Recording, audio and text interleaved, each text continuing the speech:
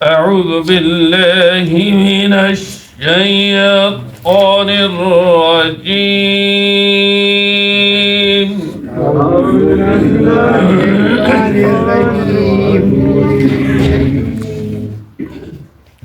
بسم الله الرحمن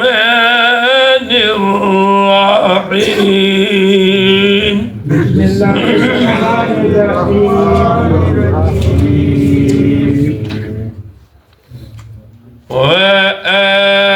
وآخرين منهم لما يلحقوا بهم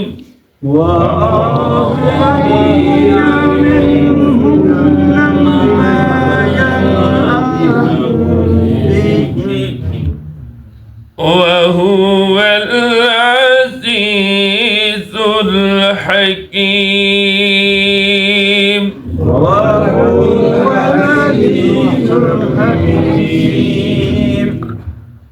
ذلك فضل الله يؤتيه من يشاء.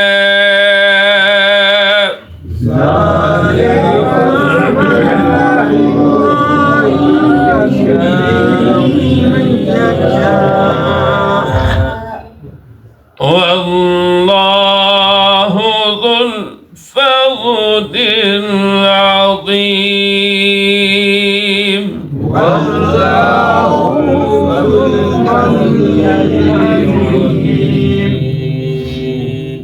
وآخرین اور دوسرے لوگ منہم ان میں سے.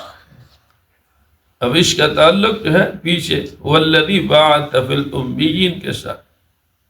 فرمایا اللہ اس ذات ہے کہ جس نے بھیجا امیین میں رسولا اپنے رسول صلی اللہ علیہ وآلہ وسلم. اور اسی طرح وآخرین منہم اور ان میں سے جو دوسرے لوگ بعد میں آنے والے ہیں ان کے لیے بھی رسول اللہ صلی اللہ علیہ وسلم لما یلحقوا بہم جو ابھی تک نہیں ملے ان. وہو العزیز الحکیم وہ اللہ غالب حکمت والا. ذالک فضل اللہ یہ اللہ کا فضل یؤتی دیتا ہے من یشاء جس کو چاہتا. واللہ ذو الفضل العظیم اور اللہ تبارک و تعالی فضل بہت بڑے فضل والے. کل کے سبق پہ آپ حضرات نے پڑھا کہ اللہ تبارک و تعالی نے اپنے رسول صلی اللہ علیہ وسلم کو امیین میں بھی ظاہر ہے کہ مکہ مکرمہ میں حضور کریم صلی اللہ علیہ وسلم تشریف لائے اور ان میں اکثریت ایسے لوگوں کی تھی جو امیین ان پڑھ. تو فرمایا صرف ان کے لیے نہیں بھیجا بلکہ ان میں سے جو بعد میں آنے والے لما یلحقوا بہم جو ابھی تک ان کے ساتھ ملے بھی نہیں ہیں ان کے ساتھ ملاقات بھی نہیں ہوئی تو ان کے لیے بھی اللہ نے رسول اللہ صلی اللہ علیہ وسلم.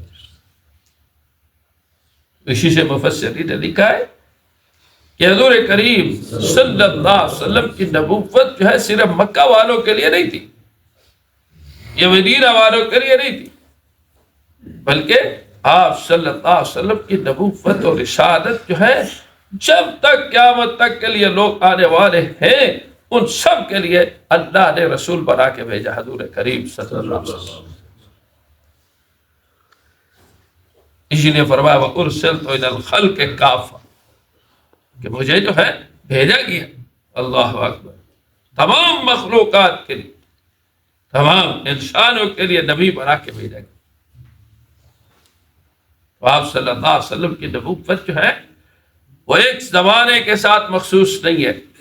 آپ صلی اللہ علیہ وسلم کی نبوت جو ہے ایک مکان کے ساتھ مخصوص نہیں ہے. حضور کریم صلی اللہ علیہ وسلم کی نبوت جو ہے ایک خاص وقت کے لیے نہیں ہے بلکہ ہمیشہ ہمیشہ کے لیے ابد الآباد تک ہے.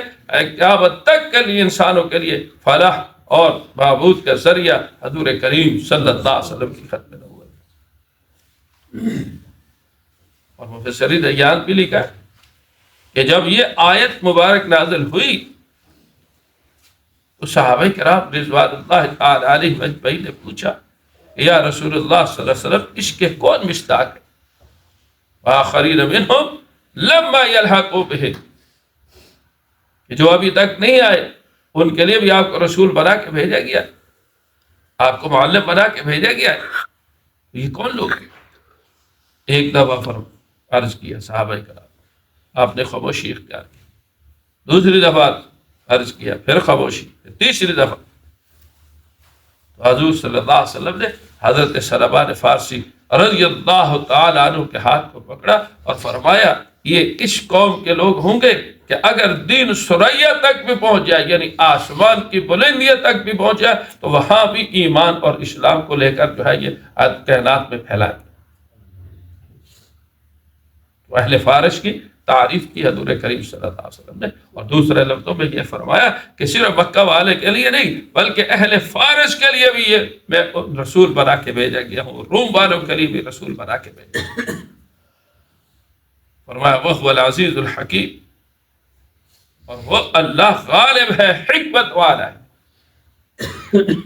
اس بات سے کہ انبیاء ماسبق میں بعض انبیاء علیہم السلام ایسے بھی تھے جو مخصوص علاقے کے لیے تھے، مخصوص زمانے کے لیے تھے، حتیٰ کہ ایک ایک علاقے میں کئی نبی آئے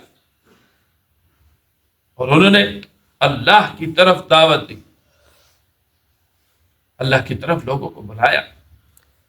لیکن آخر میں آئے میرے اور آپ کے پیغمبر حضور کریم صلی اللہ علیہ وآلہ وسلم، اور آپ کی ختم نبوت کے صدقے جو ہے آپ ساری کائنات کے لیے نبی بنا کے بھیجیں، ایک مخصوص علاقے کے لیے نہیں. اور آپ کے اس بات کوئی نبی نہیں ہے تو یہ کام جو ہے نبیوں والا یعنی دعوت الی اللہ کا، یہ اس امت کے سپرد ہے. اور فرما ذالک فضل اللہ یؤتیہ من یشاء، یہ جو دوسرے آنے والے قیامت تک کے لیے حضور کریم صلی اللہ علیہ وسلم کی نبوت سے، آپ کے علم سے، آپ کے قرآن سے، آپ کے دین سے استفادہ کر رہے ہیں، یہ کیا ہے؟ فرمایا یہ اللہ کا فضل ہے. یؤتیہ من یشاء، جس کو عطا کرتے. کتنی بڑی فضیلت کی بات ہے کہ حضور کریم صلی اللہ علیہ وسلم کے وقت میں ہم پیدا نہیں ہوئے، لیکن وہی دین وہی قرآن جو ہے اللہ نے مختلف ذرائع سے ہم تک پہنچا دیا. یہ اللہ کا فضل ہے. احادیث نبوی اس وقت ہم نے براہ راست تو نہیں سنی، لیکن محدثین کے واسطوں سے ہوئی حدیث نبی حضور کریم صلی اللہ علیہ وسلم کے زبان اطہر سے نکلی ہوئی باتیں اور آج ہم پڑھ رہے ہیں. ذالک فضل اللہ، یہ اللہ کا فضل ہے. یؤتیہ من یشاء، جس کو چاہتے ہیں عطا کر دیتے.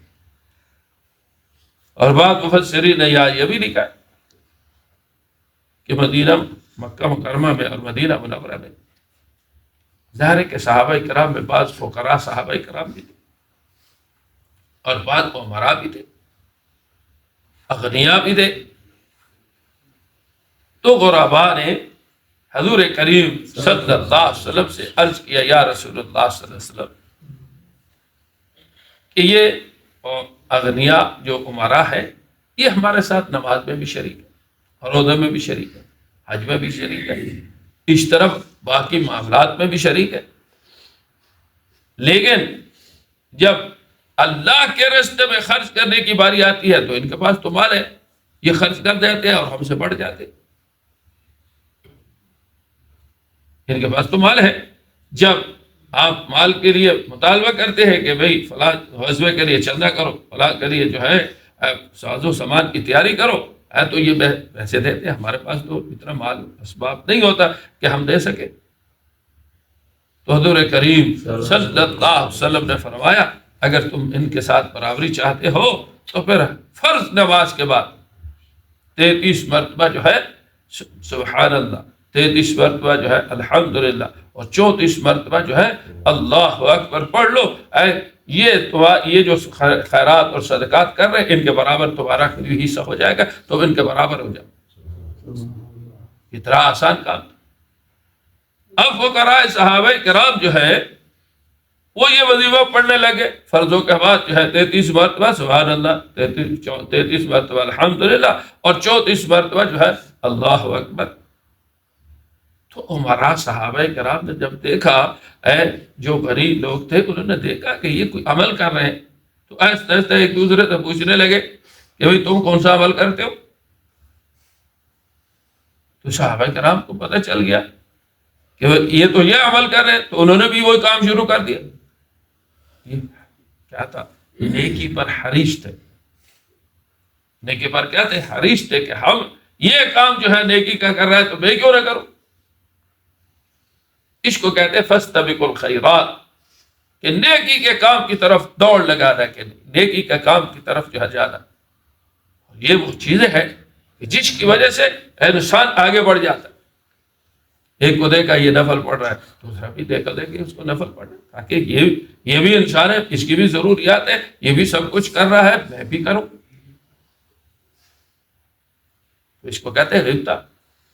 ایک دوسرے پر شفقت کرنا، ایک دوسرے پر رشک کرنا، کہ یہ نیکی کا کام کر رہا ہے تو میں بھی کروں گا. تو صحابہ کرام رضوان اللہ تعالی علیہم اجمعین نیکی کے کام میں مقابلے کے لیے تیار ہو جاتے تھے کہ اگر اس نے نفل جو ہے 100 رکعت پڑھی ہے تو میں 200 رکعتیں پڑھوں، اگر اس نے نوافل جو ہے روزے رکھنے نفلی شروع کی ہے تو میں بھی رکھوں. اس طرح کے کام میں مسابقہ ہونا چاہیے. تو بہرحال فقراء نے جب دیکھا کہ اغنیاء نے بھی وہی وظیفہ شروع کر دیا تو پھر آئے حضور کریم صلی اللہ علیہ وسلم کے پاس اور عرض کرنے یا رسول اللہ صلی اللہ علیہ وسلم انہوں نے وہی وظیفہ شروع کر دیا. تو آپ نے فرمایا ذالک فضل اللہ یؤتیہ من یشاء، یہ تو اللہ کا فضل ہے جس کو عطا کرتے، یؤتیہ دیتے ہیں، من یشاء جس کو چاہتے، واللہ ذو الفضل العظیم، اور اللہ تبارک و تعالی بڑے فضل والے. الحمد للہ رب العالمین والصلاة والسلام علی اللهم صل على محمد وعلى آل سيدنا ومولانا محمد عبدك ورسولك، وصل على المؤمنين والمؤمنات والمسلمين، اللهم اغفر للمؤمنين. اللهم إنا نسألك الهدى والعفاف، اللهم إنا نسألك العافية والمعافاة الدائمة في الدنيا والآخرة. توفنا مسلما والحقنا بالصالحين. اللهم اقض حاجاتنا، اللهم اشف مرضانا ومرضى المسلمين، اذهب البأس رب الناس، واشف أنت الشافي لا شفاء إلا شفاء الله. اللهم إنا نعوذ بك من الهم والحزن، ونعوذ بك من الجبن والكسل وغلبة الدين وقهر الرجال. اللهم لا تسلط علينا من لا يرحمنا. صلى الله تعالى على النبي الكريم وعلى آله وصحبه أجمعين برحمتك.